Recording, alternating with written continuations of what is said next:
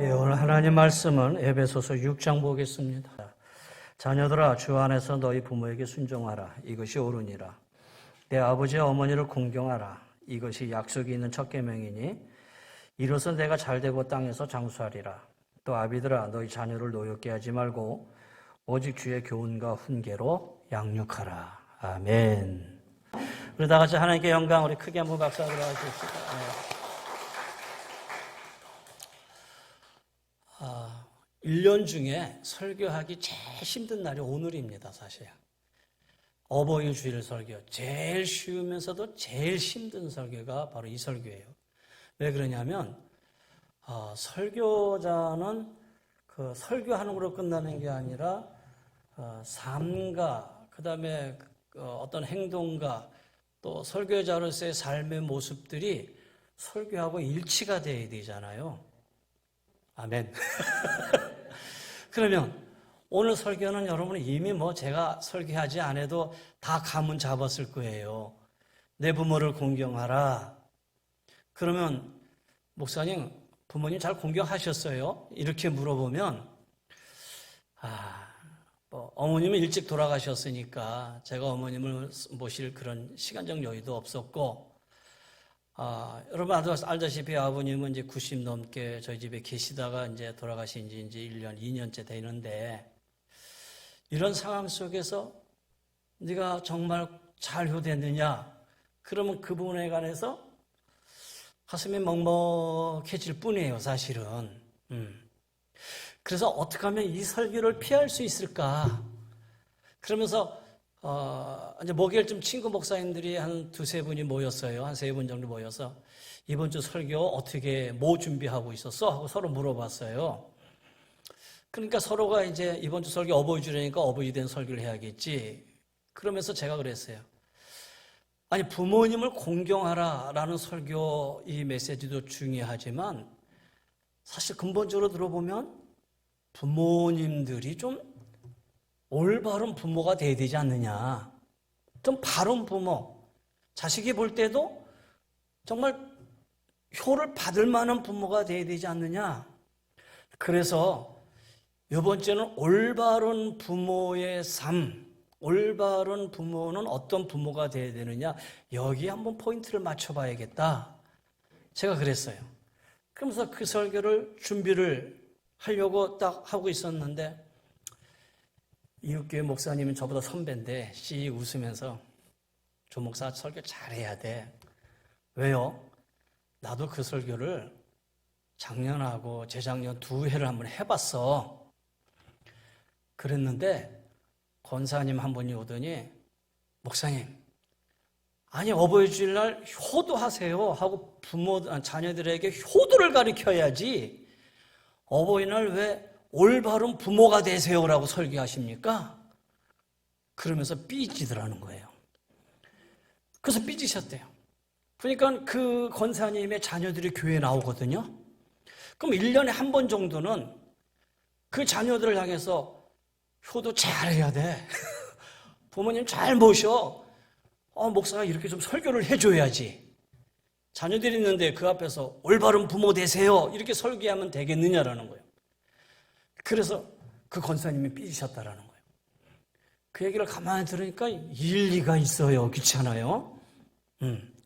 근데 여기 앉아있는 사람들 보면 되게 다 효도를 받아야 할 사람들이 대부분이야. 효를 해야 할 사람은 몇 명 없어, 보면은. 근데 여기 있는 사람뿐만 아니라 우리 또 인터넷 보는 가정들이 있는데 한 15가정 이상이 되는데 그 가정에 또 자녀들이 있잖아요. 그래서 내가 맞다. 그 권사님 삐질만 하다. 방향을 바꾸자. 그리고 성경대로 하자. 그래서 오늘은 내 부모를 공경하라. 저도 마음이 먹먹하지만 그래도 성경의 말씀대로 부모를 공경하라라는 말씀으로 한번 이 메시지를 풀어봐야겠다. 오늘 2절 말씀을 먼저 얘기할게요. 내 아버지와 어머니를 공경하라.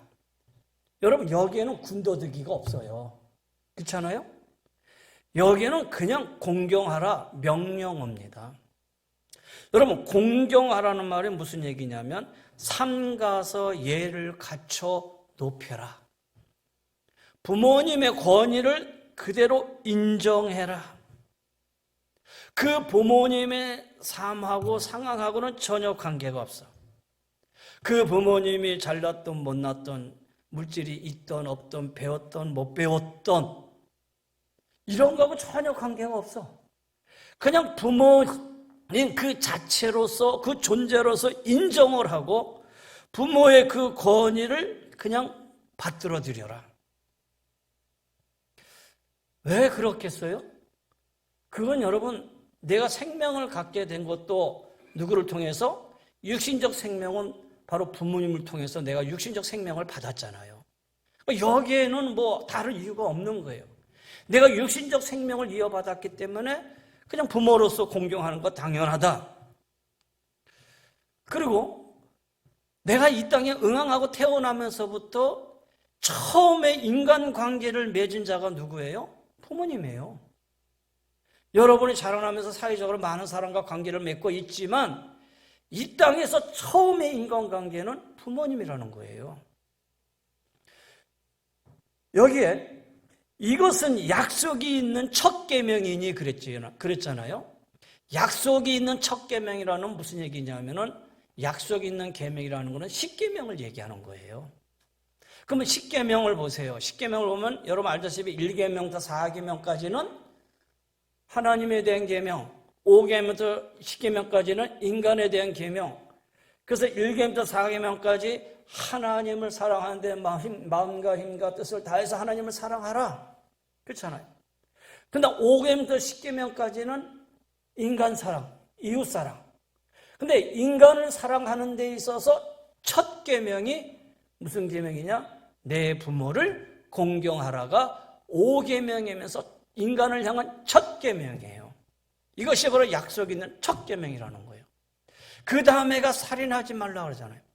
여러분, 엄격히 본다면 살인하지 말라가 더 앞에 가야 될 것 같은데 그것보다 도덕질하지 말라, 살인하지 말라, 거짓 증거하지 말라 이런 어떤 것보다도 사람에 대한 첫 계명이 바로 내 부모를 공경하라라는 거예요. 아버지의 권위, 부모님의 권위, 부모님이 있는 그 자체를 인정하고 예를 갖춰서 높여라. 그런데 요즘은 개인주의와 편리주의가 아주 발달을 해가지고요. 스스로 이 사람들 하나하나가 개인주의, 편리함이 삶의 최고의 가치로 부상하고 있는 그런 시대이죠. 불편한 것을 참지를 못해요. 그래서 옛날에는 새벽에 일어나면은 신문 배달, 우유 배달 사람들 볼 수 있지만 요즘은 막 택배하는 사람들 먼저 볼 수 있다고 얘기를 하잖아요. 명절날 자녀들이 여행을 가잖아요. 그러면은 차례상도 택배로 받아가지고 음식 차려서 그냥 간단히 그냥 간소하게 차례 지내고 그 다음에 자기 삶들을 즐기잖아요. 한국보건사회연구원과 서울대 사회복지연구소에서 2019년도 한국복지패널 기초분석 보고서를 이렇게 보면 부모 부양의 책임을 자식이 감당해야 된다. 부모 부양의 책임을 자식이 감당해야 된다라는 의견에 찬성이 23.34%. 반대는 즉 부모 부양은 반드시 자식이 책임이 아니다. 40.94%. 찬성도 반대도 아닌 대답이 35.73%. 그럼 찬성도 반대도 아니라는 말은 모시기 싫다는 거잖아요. 그러면 23% 정도만이 부모 부양의 책임을 느끼고 나머지 70, 80%는 책임감을 못 느낀다라는 거예요. 그래서 요즘 젊은 사람들이 그래서 부모님들은 국가가 책임져야 되지 않느냐 그런 목소리도 높아지고 더 나아가서는 아니 부모님들은 부모님 스스로가 노후를 책임져야 되지 않겠습니까? 그래서 부모님들한테 아버지 어머니 두 분의 노후는 스스로 책임지세요. 저희들도 자식 키우면서 힘들고 어려워요. 그런 시대로 바뀌어보고 말았다라는 거예요. 점점 개인주의, 편의주의, 풍조를 따라 흘러가 버리고 만다라는 거예요. 2002년도입니다. 2002년도에는 70%였어요. 부모 부양한다는 게. 2006년도에는 63%고 2010년도에는 36%고 2014년도 31%, 2018년도 26%, 그리고 2019년 20년도에 23%. 점점 2002년도 70%가 23%까지 돼요. 그러면 올해 2021년 지나고 내년 2022년도 결과가 나오면 23%에서 몇 프로까지 내려갈까? 20%, 15%까지 내려갈지도 몰라요. 여기 어르신들 참 안타까운 시대에 우리가 살고 있다라는 거예요. 그러면 이런 상황 속에서 오늘 우리 그리스도인들은 어떻게 해야 되느냐라는 거예요. 분명한 것은 진실한 그리스도인이라면 이 세상의 풍조를 따라갈 수가 없다라는 거예요. 할렐루야. 오늘 그리스도인들은 세상을 따라 사는 사람들이 아니에요. 우리는 성경의 법을 따라 살아가는 사람들이다라는 거예요. 그 다음에 성경은 내 부모를 공경하라. 여기에는 이유가 없이 그냥 공경해야 돼. 예를 다 해서 내가 부모님을 높이고 모시고 그 권위를 인정해 주는 삶이 되어야 된다는 거예요. 그런데 제 경우를 가만히 보니까 40대, 50대, 내 나이가 40대, 50대 초반까지는 부모님이 그래도 젊으시니까 그냥 부모님을 모시는데 별 불편함이 없었던 것 같아요.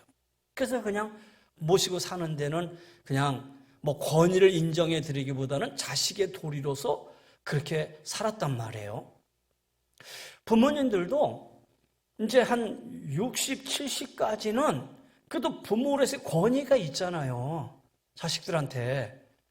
그래서 어떻든 간에 부모 말 한마디에 힘이 있고 자식들은 부모의 말에 따라서 살았단 말이에요. 그런데 나이가 갈수록 부모의 권위가 점점 떨어져. 이제 저희 아버지 같은 경우 보니까는 80이 지나서 85세 정도 내려가니까 제일 두드러진 현상이 뭐가 나오냐면 뭐 이렇게 자꾸 물어봐.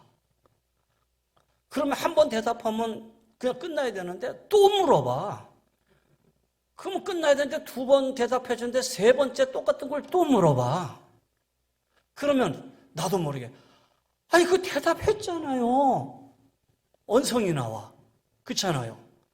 아, 왜 자꾸 물어보세요? 아버지 정신 차리세요.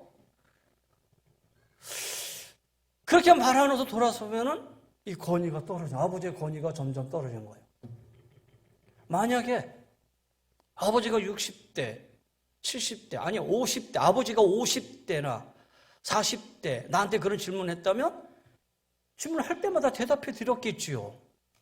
근데 그 권위가 점점 쇠약해지고 나이가 이제 80이 넘어서고 90이 다가가니까 괜히 나도 짜증이 나기 시작하더라라는 거예요. 여러분 이 말씀을 준비하면서 거기에 걸맞는 영상이 하나 있더라고요. 한번 보실래요? 한번 잘 보시면서 한번 생각해 보세요.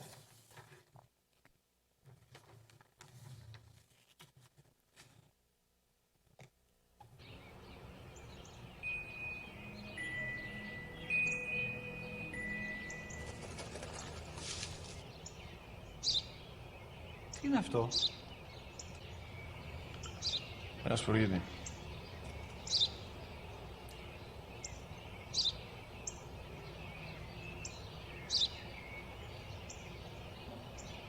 Τι είναι αυτό? Μόλις τώρα στο είπα, πατέρα, σπουργίτι είναι. Τι είναι αυτό? Ένα σπουργίτι είναι, πατέρα. Ένα σπουργίτι. Σπου-γι-τι!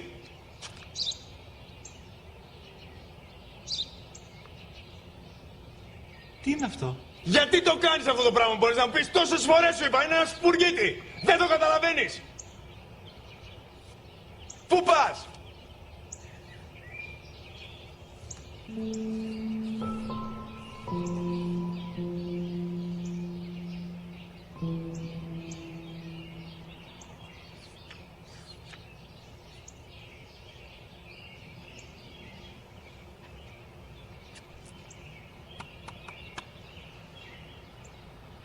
Σήμερα ο μικρός μου γιος που πριν λίγες μέρες έκλεισε τα 3 καθόταν μαζί μου έξω στο πάρκο όταν ένας σπουργίτη ήρθε και κάθισε απέναντί μας. Ο γιος μου με ρώτησε 21 φορές τι ήταν αυτό και του απάντησα και τις 21 φορές ότι ήταν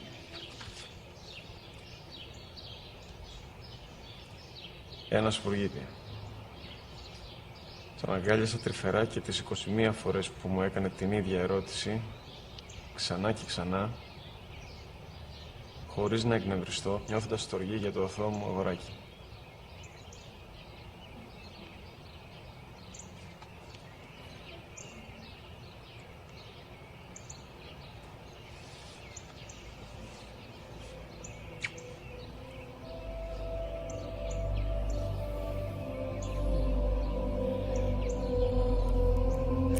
여러분 어때요? 가만히 보니까 내가 어렸을 때 몇 번이나 질문을 했거든. 근데 늘 대답해 줬단 말이에요, 부모님들은. 자녀를 향해서 야, 내가 또 아까 그때 얘기했잖아. 이렇게 야단친 적 없거든요.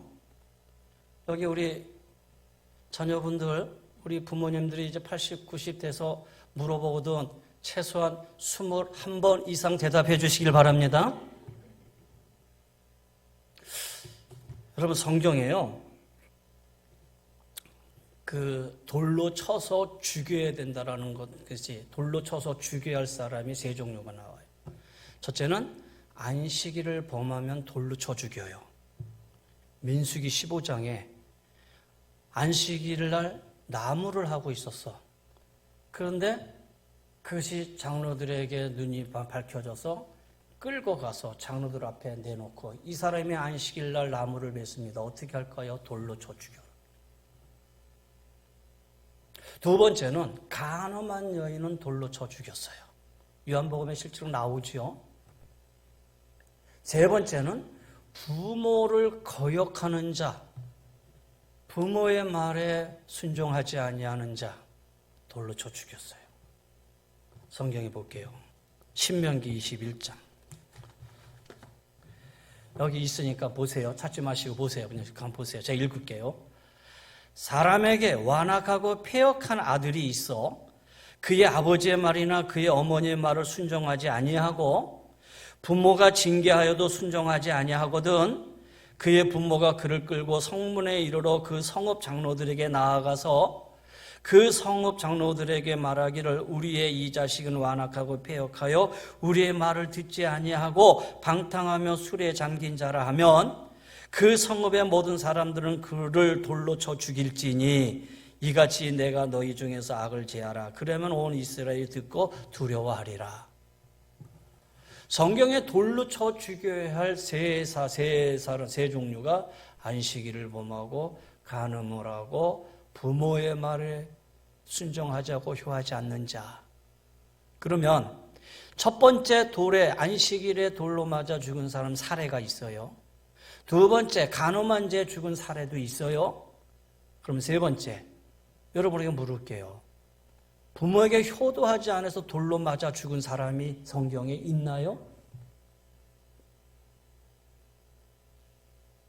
성경에 효도하지 않아서 돌로 맞아 죽었다라는 말은 없어요. 그러면 다시 또 성경에 나오는 모든 사람이 다 효도해서 돌로 맞아 안 죽었을까요? 아니죠. 오늘 이 말씀에 중요한 포인트가 있어요. 무슨 포인트냐면 자 19절에 보니까 그의 부모가 그를 끌고 성문에 이르러 그 성읍 장로들에게 나아가서 그랬어요. 이 말은 뭐냐면 법은 패역한 자녀가 있으면 돌로 쳐 죽여라 그랬어요. 근데 돌로 쳐 죽일 때의 조건이 뭐냐면 부모가 고발을 했을 때예요. 그러면 여러분의 자녀들 중에 패역한 자녀들이 있다고 해서 이놈 죽어야 돼. 그리고 끌고 가서 부모가 고발을 할까요? 안 하지요. 부모는 패역한 자녀가 있다고 해도 그 자녀를 끌고 가서 고발하는 사람이 없었다라는 거예요. 그래서 성경에 법은 있지만 실질적으로 고발을 당해서 죽은 자녀들은 없다라는 거예요. 첫 번째, 두 번째 사례는 있어요. 세 번째 사례는 법만 있지 사례가 없어요. 여러분, 내 부모를 공경하라라는 말은 있는데 성경에 내 자녀를 사랑하라는 말은 있을까요? 없을까요? 자녀를 사랑하라는 말 있을까요? 어디에 있나요? 이웃을 사랑하라는 말은 있어요. 그런데 내 자식을 사랑하라는 말은 없어요. 왜 없느냐? 얘기하지 않아도 부모는 자식을 사랑하게끔 되어 있어요. 이웃을 사랑하라는 말이 있고 친구를 뭐 이렇게 사랑하고 뭐 이런 말들은 많이 있는데 자식을 사랑하라는 말은 없어요. 왜냐? 그렇게 하지 않아도 법으로 만들어 놓지 않아도 부모는 자식을 사랑할 수밖에 없는 거예요. 그게 바로 성경에서 우리가 볼 수 있는 부모 사랑의 모습이에요. 요즘 자녀들, 요즘 젊은이들이 SNS 많이 하잖아요. 페이스북이나 뭐 이런 데 많이 하잖아요. 근데 페이스북을 이렇게 보면서 자식들 사진은 되게 많이 올려. 여러분 카톡 같은 데 들어가서 보면 카톡에 눌러서 보면 사진들 쫙 올리잖아요. 아이들 사진 많아. 아내 사진도 많고 남편 사진은 가끔 있고. 그런데 부모 사진을 본 적은 내가 없는 것 같아요. 그렇죠? 여러분 카톡에다 부모 사진 올려놓으셨습니까? 페이스북 하면서 부모 사진 한번 올려서 써본 적 있습니까?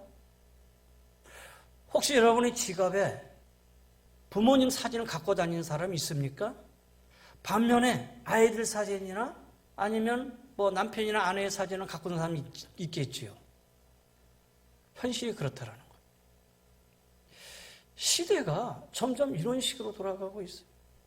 성경에 부모를 공경하라고 그랬는데 이거는 조건 없는 거예요. 무조건이라는 거예요. 두 번째 영상 하나 더 볼게요. 이거는 재미있는 영상인데 이것도 한번 가만히 보셔요.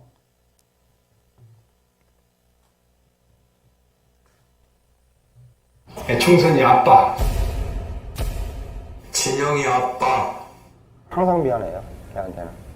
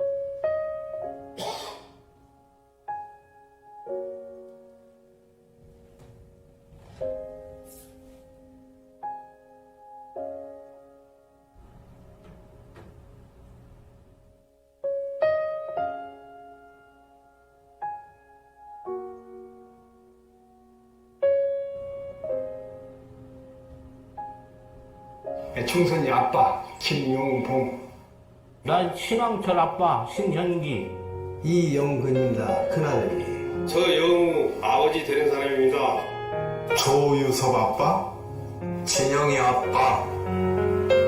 성함은 김성복. 생각나지요. 그 아들, 딸 만났다가 아들 가졌는데 요번에도 딸이 못해 아빠 했는데 네 엄마 아빠 동생한테 신경 써주고 이맞고. 부모로서 이렇게 뭔가를 충분하게 해줘야 되는데 그런 것도 못 해주고 그래서 참 마음이 아픕니다. 아들이라는 것은 어느 누가 바꿀 수도 없는 것이고 크게 뭐 도와주지도 못했고 했는데 너희들이 알아서 잘 커가지고. 계속 부족한 게 부모 마음 아닐까요? 죽는 순간까지. 제가 그런 마음으로 살고 있어요. 계속 부족한 거예요. 너무 엄하게 했던 게 그게 좀 미안해.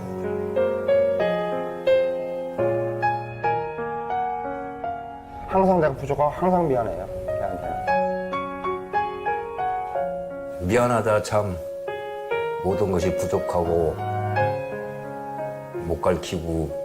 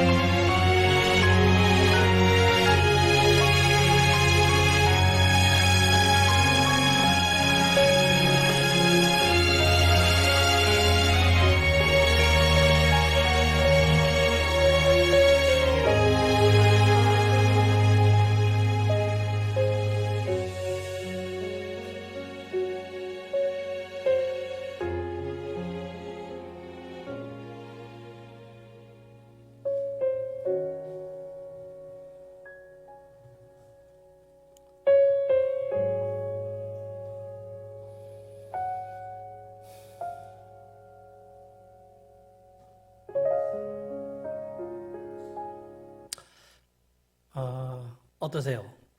오늘 어버이 주일인데 사실 어머니에 관한 얘기는 많이 했는데 아버지에 관한 얘기를 오늘 제가 영상 2개를 그냥 뽑아봤어요. 오늘의 아버지들은 힘준내시라고 할렐루야.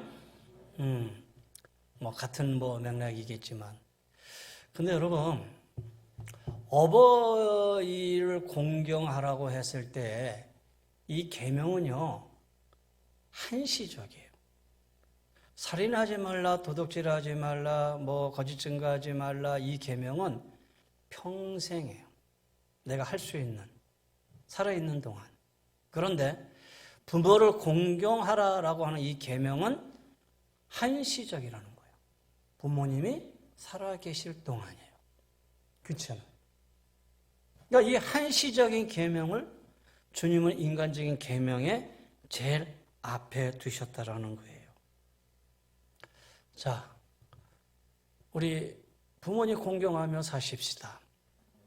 이것은 내가 잘했고 못했고의 문제를 가지고 얘기하는 게 아니라 지금 이 순간부터라도 우리가 크리스찬이고 성도라면 그리스도로서의 말씀 안에서 우리는 이 말씀을 우리가 정말 귀중하고 소중하게 바라봐야 된다는 거예요. 부모라는 자체엔 인생의 전부가 있어요. 인생이라는 것은 부모로부터 태어나서 살다가 부모가 되고 그 다음에 늙어 죽는 것이 인생이라는 의미라면 여러분도 부모가 되고 부모가 된 여러분의 자녀들이 또 부모가 되고 또 부모가 되고 그러면 여러분 이것이 연결되어지는 고리라면 여러분 어떻게 해야 돼요? 내가 부모를 잘 공경해야지만이 우리의 자녀들이 이후에 그 모습을 보고 나도 공경을 받는다. 또 그 자녀가 부모를 잘 공경해야지만이 그 자녀들이 그 모습을 보고 또 부모를 공경한다. 그러니까 이게 연속적인 고리로서 이어질 수 있는 거예요. 가나안 농군학교 김범일 장로님이 계시죠. 그 장로님이 효가 뭐냐라는 효에 대해서 강의를 하는데 그러면 이 효를 그 장로님은 4가지로 나누었어요. 첫 번째는 마음의 효, 마음을 평쾌해 드리는 거다. 두 번째는 정성의 효, 대답, 인사, 설명을 잘해 드리는 것이다. 불경스러운 언행을 삼가는 것이다. 세 번, 물질의 효, 용돈을 드리는 것이다. 네 번째, 삶의 효, 건강하고 화목하게 잘 사는 것이다. 이걸 보여드리는 거죠. 그래서 4가지 효를 얘기하더라고요. 성경은 공경하라라는 말씀 속에서 부모님의 권위를 인정하고 있는 그대로 잘 모셔야 된다는 것이 공경이라면 그걸 좀 더 우리의 삶 속에 세분화해서 김병밀 장로님은 마음의 효, 마음을 평쾌해드리고 정성의 효, 설명과 대답과 인사를 잘해드리고 물질의 효, 부모님에게 물질적으로 어려움 당하지 않도록 돌보는 일이고 건강과 화목하게 사는 모습을 보여주는 삶의 효. 바로 이러한 모습 속에서 부모님에게 효를 해야 된다라고 말씀하고 있어요. 여러분, 시대가 갈수록 사도 바울은 그의 서신서에서 시대말 시조에 관해서 디모데후서 3장 1절에 보면 이것을 알라 말세에 고통하는 때가 이르러 사람들이 자기를 사랑하며 돈을 사랑하며 자랑하며 교만하며 비방하며 그러다가 부모를 거역하며 감사하지도 아니하며 마지막 시대에 이러한 일들이 일어날 것이라는 것을 바울이 이미 설파를 하고 있어요. 그렇다면 우리는 시대가 어떻게 흘러가든지 오늘 이 말씀 안에서 우리는 거꾸로 부모를 거역하며 감사하지도 아니하며가 아니라 부모를 더욱 공경하며 할렐루야. 여러분 공경하며 사시기를 바랍니다. 자, 그 다음에 성경은 뭐라고 얘기합니까? 약속 있는 첫 계명일 뿐만 아니라 이는 내가 땅에서 잘되고 장수하리라 그랬어요. 내가 잘된다. 여러분 이 말을 내가 초대 뭐라 하냐면 인간관계의 첫 번째가 부모의 인간관계라면 부모의 관계가 좋은 사람이 사회적으로 나와가지고 모든 사람과 좋은 관계 속에 살아갈 수밖에 없다. 그러면 그 사람은 당연히 이 땅에서 잘 될 수밖에 없다라는 거예요. 실제로 거기에 대한 통계가 있어요. 자기 지능과 재능과 달란트 통해서 성공하는 사람은 불과 몇 프로도 안 돼요. 그런데 부모님과의 관계가 잘 되어 있는 자가 사회에 나가서 인간과의 관계가 잘 형성돼서 성공하는 사람들은 퍼센트가 아주 높다라는 거예요. 또 땅에서 장수하리라. 여기서 말하는 땅은 출애굽기에서 얘기할 때는 가나안 땅을 얘기하고 있어요. 이스라엘 백성 출애굽해서 가야 할 땅이죠. 하나님이 그 땅에서 너를 지키시고 보호해 주실 것이다라는 거예요. 그러면 여기서 우리가 한 가지 더 크리스찬으로서 알아야 할 게 하나 있어요. 거꾸로 올라와서 1절에 자녀들아 주 안에서 너희 부모에게 순종하라. 이것이 옳으니라. 그리고 부모에게 공경하라. 2절로 이렇게 나눠져 있거든요. 그래서 순종과 공경을 바울은 나눠서 설명하고 있어요. 공경은 여기는 예외가 없어요. 공경은 무조건이에요. 이거는 믿든 믿지 않든 공경은 무조건 공경해야 되는 거예요. 그런데 순종은 조건이 달라요. 그 조건이 뭐냐? 주 안에서라는 조건이 있어요. 한계가 있어요. 그러니까 순종과 공경을 나누어서 얘기하고 있죠. 이것은 부모에게 순종을 해도 최고의 순종이 누구다? 하나님 앞에서의 순종이다. 이걸 얘기해 주고 있는 거예요. 크리스찬 자녀들로서의 최고의 순종은 하나님의 말씀 안에서 순종해야 된다는 거예요. 하나님 말씀이 최고의 순종의 모습, 순종의 대상이고 그리고 그 안에서 부모에게 순종하라라는 거예요. 그렇다면 여러분 우리의 부모님들이 그다음에 한 세상 살다가 주님 나라 가는 그때 이게 우리는 어디로 가시게 해야 돼요? 주님 나라 가시게 해야 되잖아요. 그래서 부모님들을 전도해서 하나님의 자녀 되게 하고 구원시켜 드리는 거 자녀들로서 할 수 있는 최대의 효의 하나다라는 거예요. 자, 이제 말씀을 정리해 보려고 합니다. 여러분,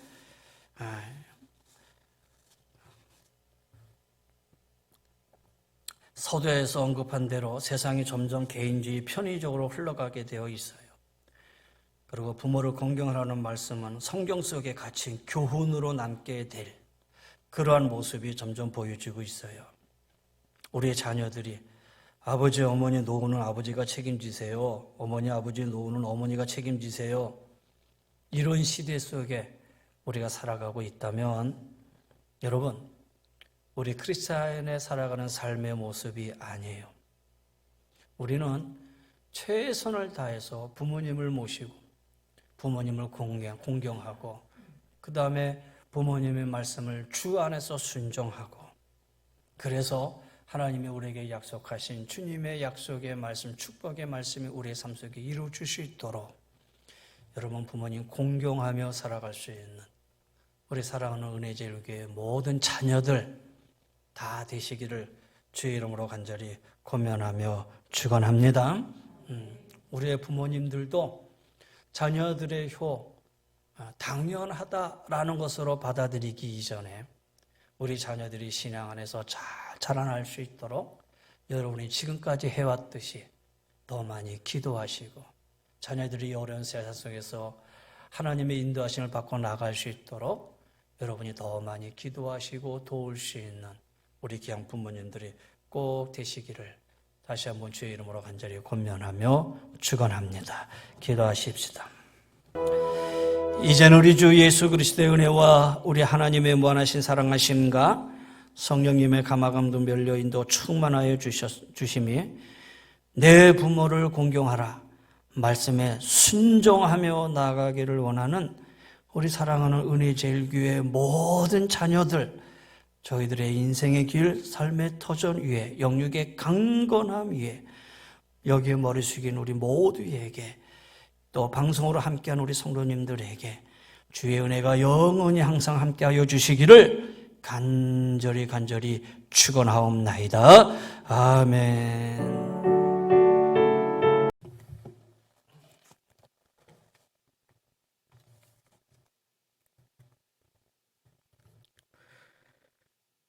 사랑의 하나님,